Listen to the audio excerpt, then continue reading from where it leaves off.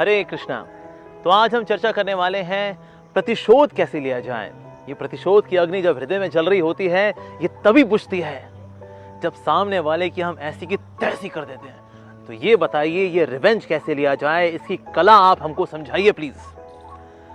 तो रिवेंज लेना चाहिए या नहीं लेना चाहिए, आज हम इसके ऊपर चर्चा करेंगे। प्रतिशोध की भावना ये बिल्कुल वैसी ही है जैसे कि धधकता हुआ कोयला अपने हाथ में रखना और वेट करना कि कब वो सामने वाला व्यक्ति जिससे मैं क्रोधित हूं उसके ऊपर ये धधकता हुआ ये कोयला मैं उसके ऊपर फेंक दूं। सामने वाला तो जब जलेगा सब जलेगा, लेकिन जो धधकता हुआ कोयला अपने हाथ में रखा हुआ है वो तो बेचारा जलता ही रहेगा, जलता ही रहेगा। तो इसीलिए जो रिवेंज की भावना है ये बिल्कुल वैसी ही है। लेकिन अक्सर लोग कहते हैं कि शांति तो जी तभी मिलेगी जब उसकी ऐसी की तैसी हम कर देंगे, तब शांति मिलेगी हमको। लेकिन देखिए, सामने वाले को पनिशमेंट मिले या ना मिले, लेकिन एक बात तो है, आपको तो शांति चाहिए ना। इसीलिए यहां पर आपकी शांति होना बहुत जरूरी है। नहीं तो अगर आप में प्रतिशोध की भावना है तो किसी को आपने यहां जगह दे रखी है रेंट फ्री, कोई अपना कमरा भी देता है, मकान भी देता है, तो उससे कुछ रेंट लेता है, लेकिन आपने एक व्यक्ति को अपने सर के अंदर रखा हुआ है, अपने दिल के अंदर रखा हुआ है और उससे कोई रेंट भी नहीं ले रहे और तड़प रहे हैं आप। Oh my God. इसलिए कहा जाता है प्रतिशोध की भावना रखने वाला व्यक्ति वास्तव में दो कब्रें खोदता है। सामने वाली कब्र तो बाद में खोदता है, पहले वो अपनी कब्र तो खुद ही खोद देता है। तो इसीलिए ये वास्तव में ऐसी काली भावना है जो कि व्यक्ति का जीवन दुख से भर देती है। जिस प्रकार से बिच्छू जब कभी आग में जलता है तो करता क्या है, अपने ही डंक से अपने आप को डस लेता है और इस प्रकार से वो मरता है। आग में जल के बाद में मरता है, लेकिन अपने ही डंक से बिच्छू पहले मर जाता है। उसी प्रकार से प्रतिशोध की अग्नि में जो जल रहा होता है व्यक्ति, वो अपने आप को वैसी पनिश कर रहा है। सामने वाले को जो पनिशमेंट मिलेगी वो बात की बात है, लेकिन खुद बेचारे का क्या हाल हो रखा है भला।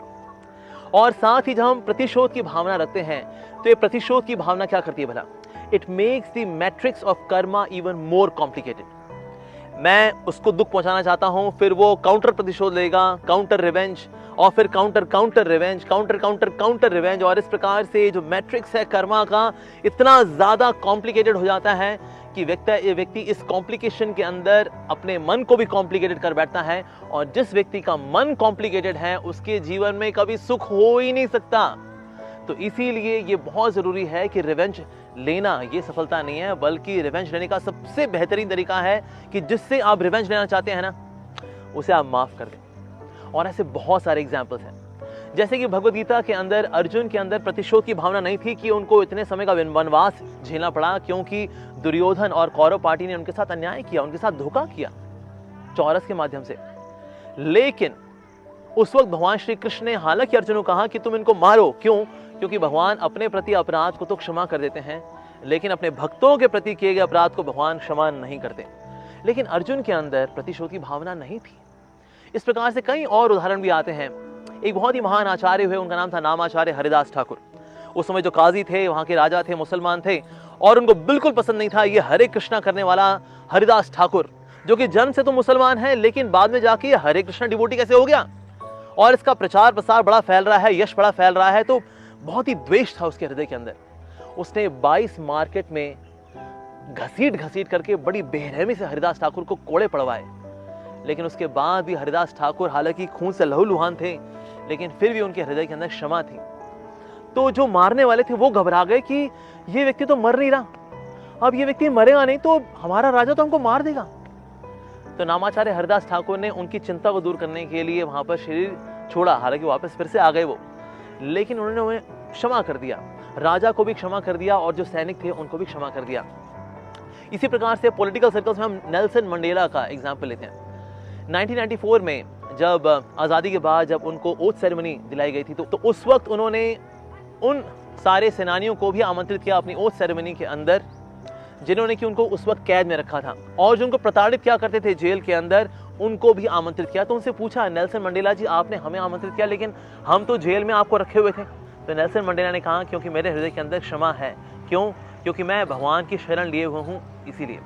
तो ऐसा व्यक्ति जो कि क्षमा कर देता है वास्तव में शांत रहता है। लेकिन एक क्षमा करना बड़ा कठिन होता है। कभी कभी हम क्षमा क्यों नहीं कर पाते? क्योंकि हम सामने वाले व्यक्ति को दोषी मानते हैं।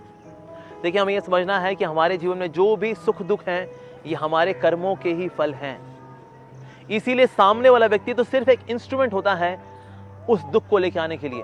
असल में वो दुख मेरे कर्मों में लिखे थे, अगर उस व्यक्ति के माध्यम से नहीं होते तो किसी और व्यक्ति के माध्यम से होते, लेकिन ये दुख तो आने थे।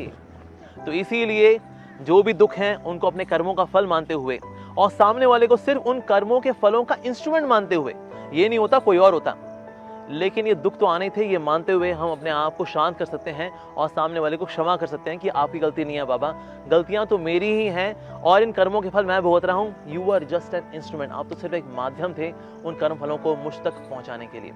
तो इस प्रकार से प्रतिशोध की भावना को हम शांत कर सकते हैं और एक शांतिमय जीवन बिता सकते हैं। हरे कृष्णा।